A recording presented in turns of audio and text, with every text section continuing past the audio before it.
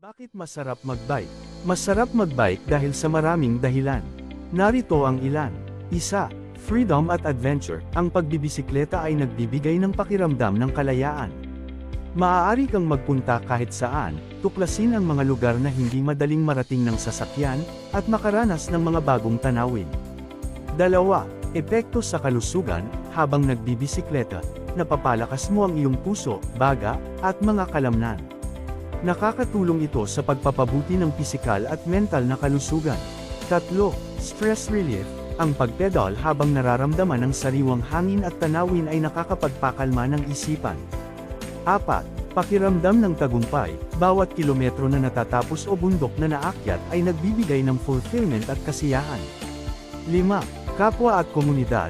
Masaya rin ang magbike kasama ang iba, mag-join ng grupo, o makipagkilala sa mga kapwa siklista. 6.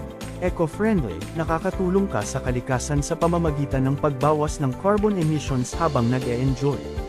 Kombinasyon ito ng saya, benepisyo, at adventure, kaya maraming nahuhumaling sa pagbibisikleta.